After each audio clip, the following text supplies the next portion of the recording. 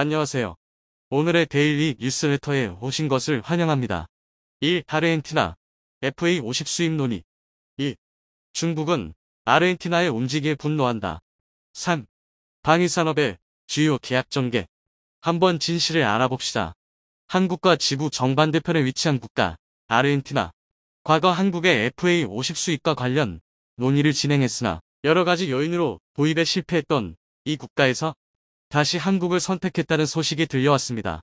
중국산 전투기 수입을 논의하던 도중 최악의 성능을 자랑하는 중국산 전투기를 도저히 쓸 수 없다는 판단과 최근 놀라운 성적을 기록한 한국 FA50의 성과를 보고 다시 한국에게 손을 내밀며 사업 제한을 요구했다고 하는데요.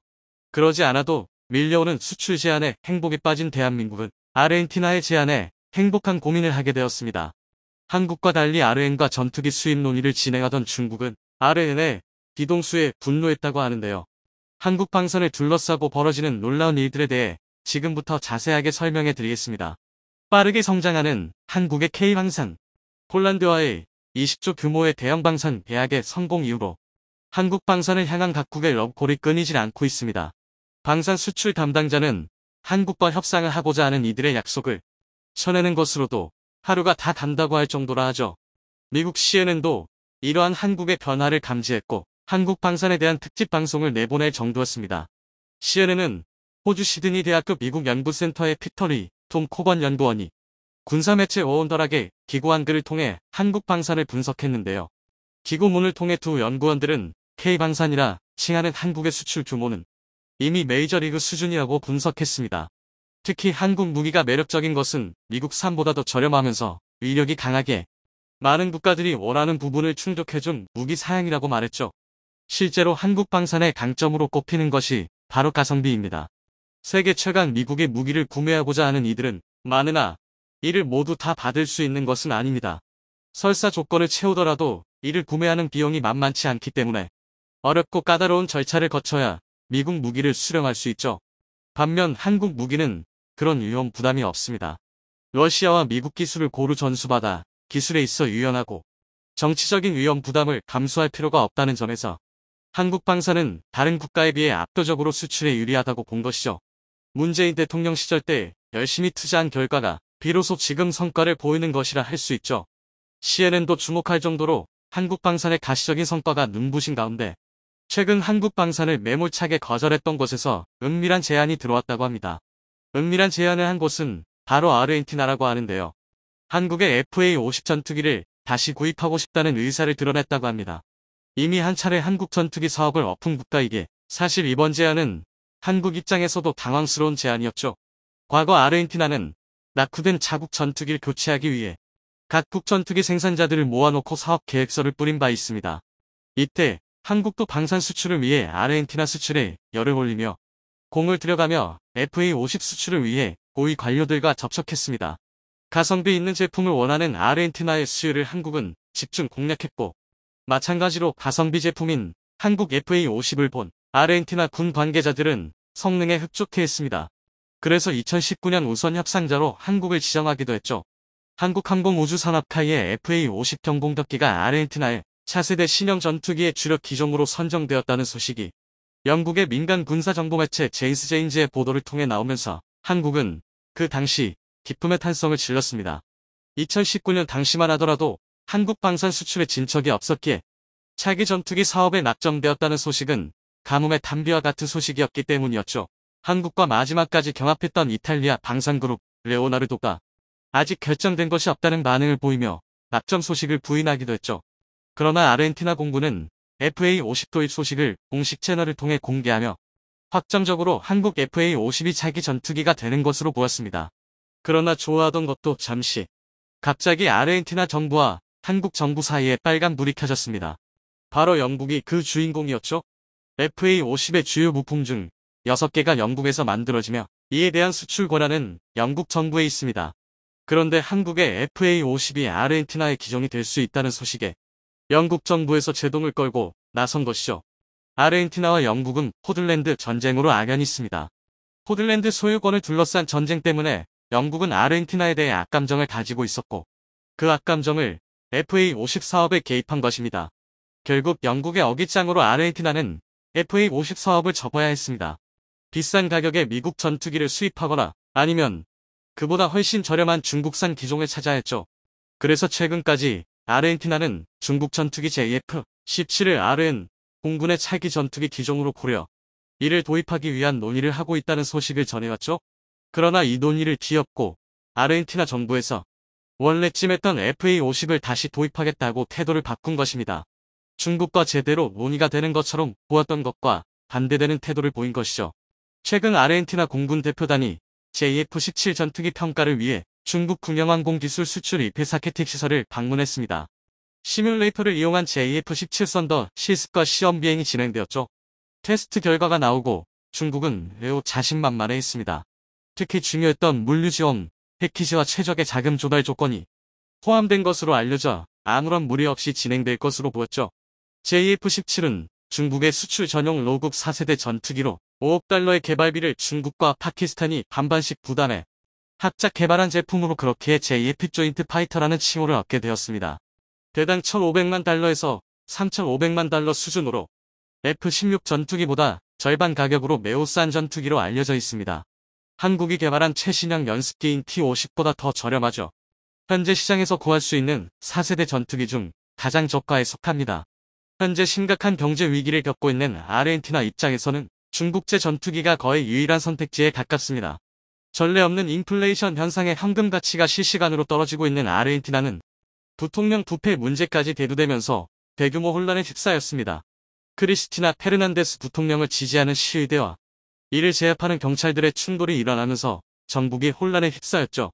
특히 아르헨티나 연방검찰이 부통령에게 12년 징역형을 선고한 것이 정치적 압박이라고 주장하며 지지자들은 이를 인정하지 않았습니다. 그러나 많은 국민들은 부패 문제가 심각하다는 것을 알고 있었고 이들 지지자들에 대해 고운 눈초리를 보내진 않았죠. 하지만 극렬 지지자들을 둘러싼 아르헨티나 정치 상황까지 더하며 전투기 도입 사업은 혼란에 빠졌는데요.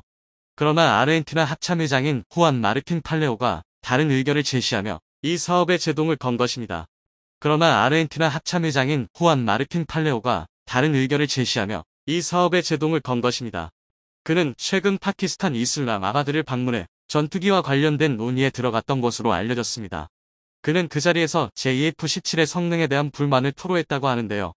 싼 가격이라고 하지만 국방을 지키는 전투기 구입에 있어 더 나은 전투기가 필요하다고 판단한 것입니다. 그래서 다시 공이 한국으로 넘어오게 된 것이죠. 최근 들려온 폴란드 FA50 수출 소식 또한 아르헨티나를 자극한 것으로 보이는 상황. 여러 차례 한국을 방문해 한국산 전투기 성능을 가까이에서 지켜본 아르헨티나 군 관계자들은 그렇기에 아쉬움을 드러내며 다시 한국으로 선회한 것입니다. 아르헨티나가 한국의 FA50 도입을 위해 방향을 선회했소. 아르헨티나가 해결해야 할 과제는 만만치 않습니다. 특히 영국과의 앙금이 여전히 발목을 잡고 있는데요. 그런데 놀랍게도 이 문제가 최근 해결되었다는 소식이 들려왔습니다. 군사 전문 매체 디펜스24에 따르면 카이의 관계자가 팜버로 에어쇼를 방문했을 때 FA50 부품과 관련 부품 대체와 관련된 사항을 논의했다고 합니다. 핵심 부품으로 알려진 영국제 부품을 대신해 다른 부품으로 교체해 타국 수출을 가능하게 교섭을 했다는 것이죠. 한국은 그러지 않아도 FA50을 원하는 국가들이 많아지는 가운데 영국 부품 문제가 향후 수출에 있어 걸림돌이 될 것이라 판단.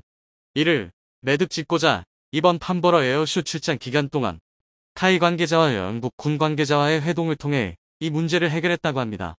핵심 부품을 다른 제품으로 교체하는 것으로 이 문제를 우회했다고 하죠. 영국도 우크라이나 러시아 전쟁 이후 한국과의 협력이 점점 더 늘어나는 마당에 한국과의 우호 관계를 유지하고자 이러한 교체 사항을 받아들이고 한국과 손을 잡았다고 하죠. 그 결과 아르헨티나 수출에 있어 가장 큰 문제라 할 수 있는 부품 관련된 문제가 해결되어 수출에는 형식적으로 어떤 문제가 없어진 것입니다. 수출과 관련해 아르헨티나, 한국 양국의 의사가 중요해진 것이죠.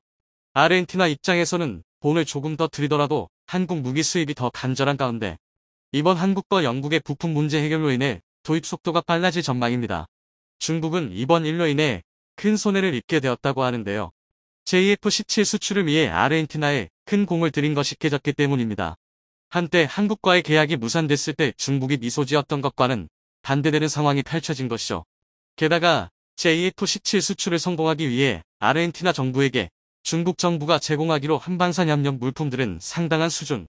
육군은 물론이고 해군까지 중국이 군 장비 현대화를 약속하며 VN1 수륙형용 장갑차, 소형 경비정에 이어 원자력 기술 이전까지 약속했기 때문에 이번 사업 철회는 중국 정부 입장에서는 큰 타격으로 다가올 전망입니다. 중국 정부는 RN 정부의 계약 이행을 요구하면서 한국 정부와 거리를 둘 것을 주문했다고 하는데요. 그러나 RN 정부는 다국 보안과 성능 좋은 무기 도입에 있어서 타협은 없다고 주장하며 중국의 일방적인 요구를 무시했다고 하는데요. 서광이 비춰오는 한국 방산의 놀라운 성과에 박수를 보내며 한국을 다시 선택한 아르헨티나의 결정을 지지하며 한국 방산이 남미 지역 전역에도 놀라운 수출 결과를 거두길 기원해 보겠습니다. 얼마 전 폴란드에서 공개한 훈련 영상이 화제입니다. 한국에서 구매한 K2 전차 K9 자주포를 포함해 각종 기관 무기들을 총동원해서 기본 훈련은 물론 사격 훈련까지 진행했는데요. 평소와는 차원이 다른 대규모의 훈련을 진행한 게다가 폴란드 대통령의 이를 직접 참관까지 하러 왔기 때문입니다. 최근 K2 2차 도입분 물량을 예정보다 3개월이나 빨리 인도받는 등 방산 빅딜 계약은 순항하고 있는데요. 이런 상황인데도 불구하고 일각에서는 한국인 직도입 물량을 다 넘기고 나면 2차 계약을 따내는데 실패할 수도 있다는 의혹을 던지고 있습니다. 이게 어떻게 된 일인지 함께 확인해 보도록 하겠습니다. 최근 한 소셜미디어 계정에서는 폴란드 병사들이 한국 무기로 훈련을 진행하고 있는 사진과 영상이 올라왔습니다. 30일과 31일 양일간 진행된 이 훈련에선 폴란드로 수출된 K 전차의 첫 시사격이 진행될 예정으로 알려져 있었는데요. 폴란드 북동쪽의 오르지스 훈련장에서 실시된 이 훈련에서는 K뿐만 아니라 K9의 실사격 훈련 역시 병행되었습니다. 이 계정에서는 폴란드 16기갑 사단 부대원들이 K2 전차 실사격을 위한 마지막 준비를 하고 있다는 코멘트와 함께 장병들이 한국산 훈련탄을 K2 전차에 수납하는 사진을 올렸습니다. 이 훈련탄들의 사진을 자세히 보면 전차 포용 예광탄이나 풍산 M256 직사포용 등 한글 프린팅까지 보이는데요.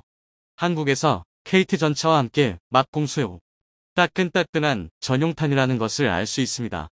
이 뒤로도 훈련을 준비하는 사진이 속속 올라오면서 마리우시 부어슈차크 폴란드 국방부 장관과 안제이 두다 폴란드 대통령까지 이 실사격 훈련에 참관하러 온다는 소식을 전했습니다. 이 훈련에는 폴란드 기갑 사단뿐만 아니라 나토군 역시 참여하여 올해 폴란드에서 열리는 군사훈련 중에서는 최대 규모가 되었는데요. 단순히 훈련장 안에서 이루어지는 훈련을 넘어 적침에 의해 우발적으로 생성되는 전장에서 임무를 수행할 수 있도록 행정당국과 협력한 군 병력의 기동에 중점을 두고 진행됐습니다. 현지 매체는 K9 자주포의 활약 지원을 받아 K2 전차로 전선을 구축하는 기본적인 연계에 더불어 해군이나 공군과의 유기적인 합동 작전 능력을 과시하는 훈련이 될 것이라고 밝혔습니다. 거의 전군이 동원되는 대규모 훈련인 만큼 훈련에 참관하는 안제이 두다 대통령은 이 자리에서 공식적으로 군발전의 주요 방향을 발표했다고 하는데요. 이는 2039년까지의 장기적인 계획으로 폴란드 군대의 재건 및 기술 현대화에 대한 세부 지침을 K2와 K9에 세워놓은 앞에서 설명했습니다. 폴란드에서 이 정도로 규모가 큰 훈련을 벌이고 대통령까지 나서서 이를 홍보하는 데에는 이유가 있습니다. 물론 근본적인 이유는 폴란드가 현재 러시아의 서진을 틀어막는 최전방이기 때문입니다.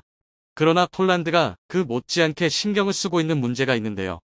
여전히 폴란드 내부에 남아있는 한국 무기에 대한 반감입니다. 한국과의 군사적 협력을 추진하고 있는 현 정권은 굳이 분류하자면 우파 정당으로 사이가 나쁜 주변국들을 배척하고 국방력에 투자할 것을 강력히 주장하는 성향이 있습니다.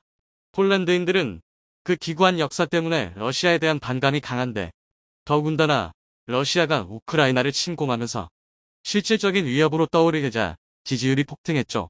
그 지지율을 바탕으로 앞으로도 한동안은 정권을 지킬 수 있을 것으로 관측되고 있는데요.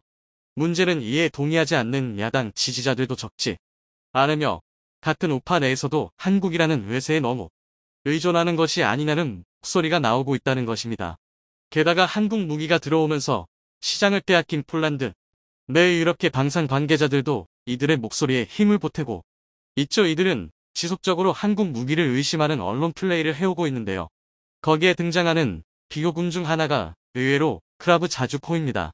크라브 자주포는 다들 아시다시피 K9인 자주포 차체에다 영국산 포탑을 얹은 K9의 파생형입니다. 그런데 특이하게도 폴란드인들은 크라프를 자국산으로 여기고 있는데요. 크라프가 태어나게 된 계기 자체를 폴란드가 제공했으며 우크라이나에 공유하기 전까지는 유일한 운용국이 폴란드였던 데다 생산 역시 배와 하나로부터 각각 라이센스를 제공받아 폴란드 내에서 이루어지기 때문입니다. 폴란드 정부에서는 크라프를 일종의 과도기적 존재로 취급해서 K9을 구매한 뒤엔 기존 보유분의 대부분을 우크라이나에 공유해버렸지만 폴란드 내부에서는 자신들의 입김이 많이 들어가 있는 크라프에 더 많은 애정을 주고 있죠. 그들 입장에서는 또 그럴 만도 한 게 크라프가 급조되어 만들어진 것 치고는 꽤 나쁘지 않은 완성도를 보여주기는 했기 때문입니다. 포탑과 차체부터가 전혀 다른 DNA에서 만들어진 것인데도 여기에 더해 방호장치, 화재 진압장치, 전자장비 직사, 조준경 심지어는 폴란드산 사통장치까지 조화롭게 통합시켜놨죠. 폴란드 입장에서는 크라프가 자주 북방이 첫 발판과도 같은 존재인 것입니다. 하지만 이런 논의에서 흔히 뒷전으로 물러나는 요건이 있죠. 바로 가격입니다. 크라프의 가격은 K9인 대비 최소 15배에서 많으면 2배까지도 됩니다. 어느 나라에서나 실제 운영하는 군이나 실제 구매, 계약을 하는 정부에 속하지 않는 제3자들은 그냥 더 강하고 멋있는 무기를 원할 뿐이고 실용성이나 금전적 문제 같은 건 신경 쓰지 않곤 합니다. 얼마를 들여서 어디에다 쓰는지보다 우리나라에 이렇게 대단한 무기가 있다는 사실을 원하기 때문입니다. 그런 사람들이 폴란드에도 있었고 이들의 목소리가 폴란드 내 방산 관계사들의 언론 플레이를 통해 증폭되면서 마치 이게 폴란드가 당장 목전에 두고 있는 심각한 문제인 것처럼 비춰지는 것인데요. 이런 분위기가 언론에 보도되고 한국으로 전해지면서 다소 화전되어 심지어는 K9의 2차 계약이 무산될 위기에 처했다는 루머까지 퍼졌습니다. 이는 내용이 자극적일 뿐이고 현지의 일부 여론 외에는 별다른 근거가 갖춰지지 않은 엉터리 주장입니다. 당장 크라프의 포탑은 B사에서 단종시킬 예정이고 하나도 현지에 생산 기지가 생기는데 굳이 크라프의 차체 라이센스를 별개로 유지해줄 이유가 없습니다. 이들의 주장대로 K9의 2차 계약이 물거품이 되고 폴란드가 앞으로도 크라프를 사용하려고 해도 자기들끼리는 만들 방도가 없는 것입니다.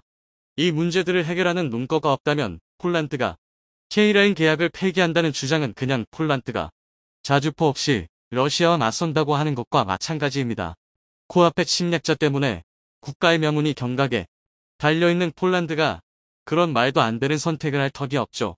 당연히 이런 루머가 퍼지든 말든 폴란드와의 협력은 순조롭게 진행되고 있습니다. 지난 3월 초에는 케이트 전차의 현지 생산업체가 선정됐습니다. 레오파르트 시리즈의 창정비 및 개량 차량형 장갑차의 생산 경력이 있는 폴란드 현지 군수업체 WZM사가 선정됐는데요. 이를 기념하는 자리에는 마리우시 부아슈차크 국방장관을 비롯한 폴란드 군의 핵심 인물들이 동석하기도 했습니다. 그리고 이 자리에서 케이트 전차가 시간이 지남에 따라 폴란드뿐만이 아니라 더 많은 나토의 군대에 판매할 수 있을 것이라 확신한다며 공개적인 지지 선언을 하기도 했죠. 지난주에는 북동부 벵고르 제보에 주둔하고 있는 제11포병연대에서 K9 자주포의 운용자 교육이 진행됐습니다.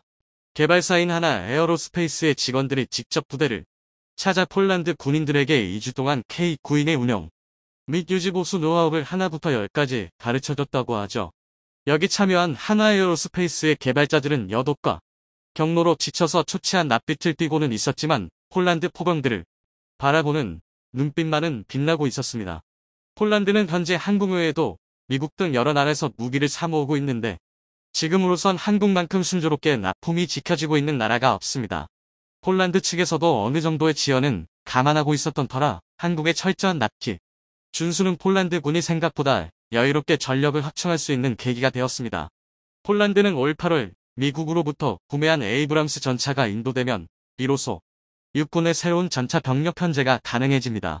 그래서 8월 15일에는 폴란드 육군의 날에 맞춰서 에이브람스와 K2, K9까지 참여시켜 기갑 전력을 과시하는 열병식을 열겠다고 밝혔는데요.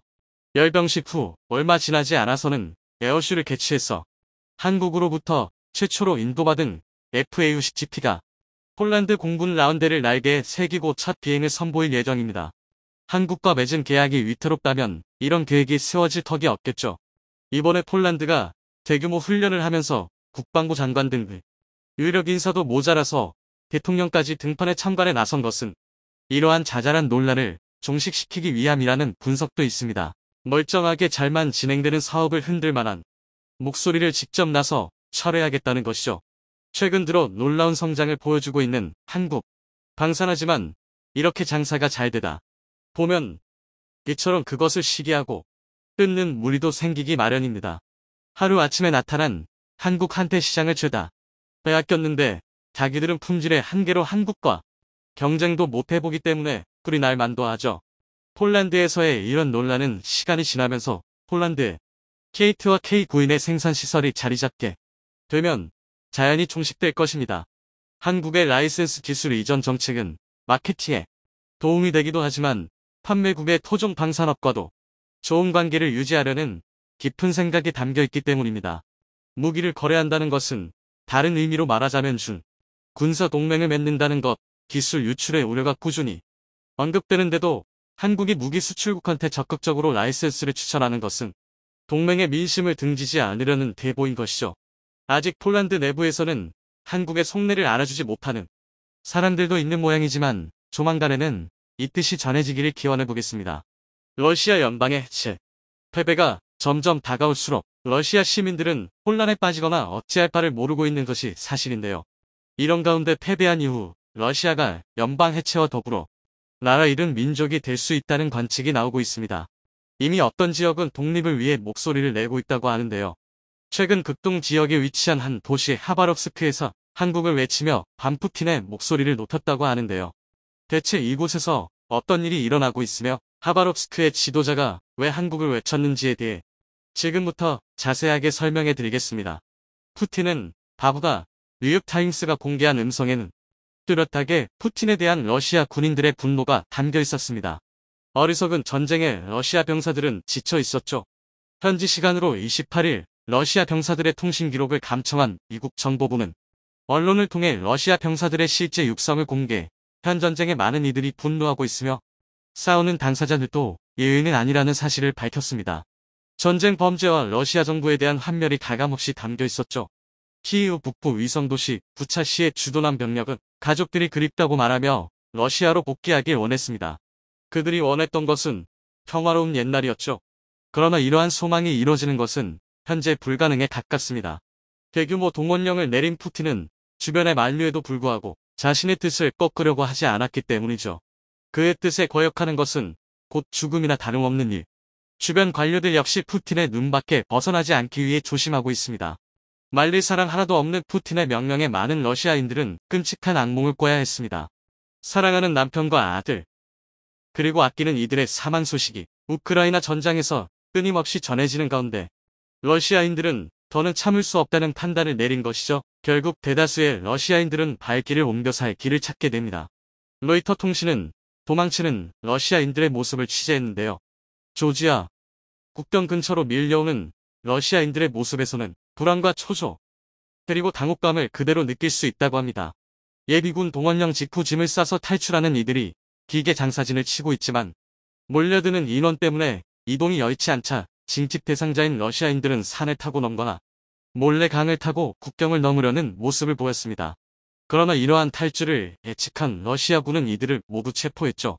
약한 경계망이라 생각되는 강과 국경지대에 경력을 풀어 도망치는 이들 러시아인들을 압송하는 한편 국경지대 수비를 강화하는 모습을 보였습니다. 안타깝게도 러시아인들을 수용하기 어려운 타국들 역시 러시아인 탈주에 도움을 주지 못하고 있습니다. 조지아 지역은 자국 군인을 파견, 조지아 국경지대 방어를 강화하는 한편 러시아인들 이주를 철저하게 통제했습니다. 북오세티아, 동아국 역시 이들을 받지 않았고 러시아인들에게 경고 메시지를 보내는 모습을 보였죠. 카자흐스탄과 몽골 지역으로 도망치는 이들 역시 매한가지였습니다. 살고자 도망치는 이와 죽을 장소로 보내려는 러시아 군의 충돌은 현재 진행형이었고 각자 도생할 수밖에 없었습니다. 이런 가운데 저항하려는 이들도 있었는데요. 대규모 시위를 조직하거나 징집 명령에 거부하는 행동을 보였습니다. 러시아 남서부 자치공화국 다게스탄에서는 대규모 시위가 벌어졌는데요. 남쪽으로 아제르바이잔, 조지아와 접한 이 지역에는 많은 수의 러시아인들이 전쟁을 반대하며 징집 명령을 거부하는 시위를 벌이며 푸틴 독재에 분노하는 이들로 가득 찼습니다. 징집 명령에 순순히 따르는 듯한 모습을 보인 러시아인들이 갑작스럽게 총기를 꺼내고 징집센터를 향해 총격을 가하거나 불을 지르는 행동도 관측되었는데요. 뉴욕타임스에 따르면 징집센터를 비롯한 군 건물 총 54채가 이번 동원령으로 인해 불을 타거나 뉴욕타임스에 따르면 징집센터를 비롯한 군 건물 총 54채가 이번 동원령으로 인해 불을 타거나 총격에 휩싸이는 문제를 겪었다고 보도했습니다. 그리고 시베리아 동쪽에 위치한 하바롭스크시에서 심상치 않은 움직임이 일어났습니다. 1만 명에 달하는 인원이 모여 푸틴을 비난하는 한편 심지어 러시아 연방에서 독립하겠다는 이야기까지 등장한 것입니다. 그러지 않아도 현재 러시아의 장악력이 후퇴하는 상황이었기에 연방 해체와 전쟁 이후 상황에 대해 걱정하는 러시아인들이 많았습니다. 실제로 아제르바이잔의 경우 대놓고 러시아를 무시하는 모습을 보이며 옆 나라 아르메니아 침공을 계획 중이라고 하는데요. 아제르바이잔과 아르메니아는 오랜 기간 영토 분쟁으로 앙숙이었던 사이였습니다. 수적으로 우세한 아제르바이잔은 아르메니아 침공을 계획할 정도로 아르메니아 합병을 진지하게 고려했는데요. 그러나 러시아가 중간에 나서며 아르메니아를 방어했고 러시아의 힘에 굴복한 아제르바이잔은 형식적으로 아르메니아와 좋은 관계를 유지하며 살얼음의 노임 평화를 유지하고 있었죠. 그런데 러시아가 약해지면서 눈치를 볼 필요가 없어졌고 아제르바이잔은 석유의 힘을 이용해 무기를 수입, 아르메니아 침공을 위한 준비를 시작한 것입니다. 힘이 약한 러시아는 더는 아제르바이잔을 제어할 수 없게 된 것이죠.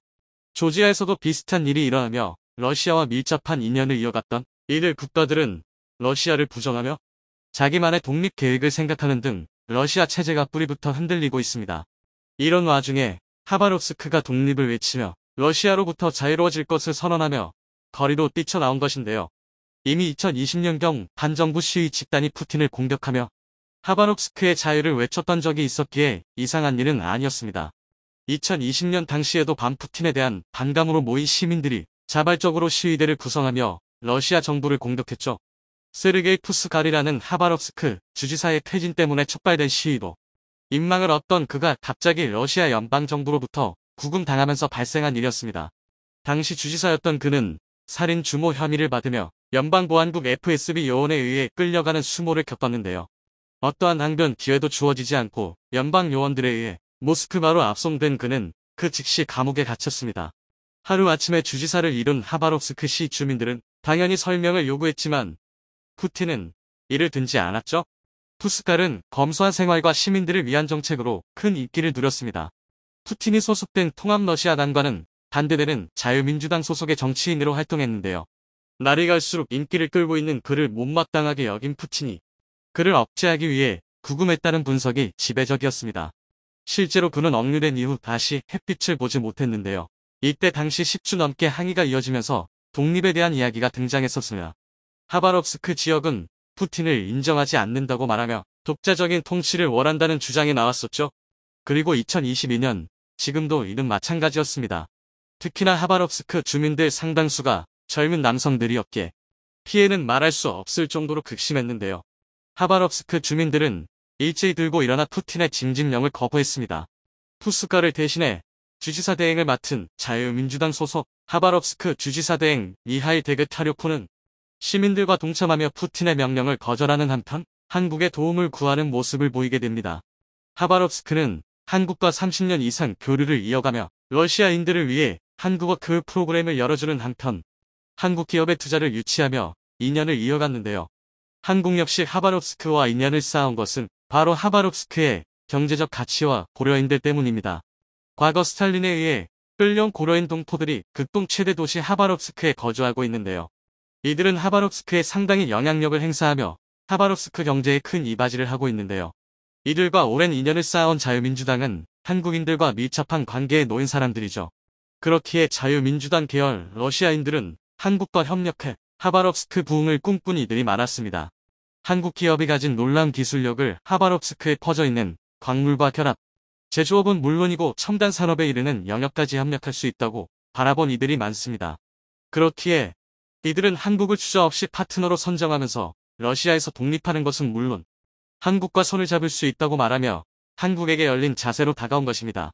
블라디보스토크 다음으로 극동아시아 지역에서 가장 큰 영토와 세력을 가진 하바롭스크를 한국이 품게 된다면 러시아 극동 지역의 넓은 영토는 물론이고 그 아래에 잠든 다량의 광물까지 손에 넣을 수 있는 상황.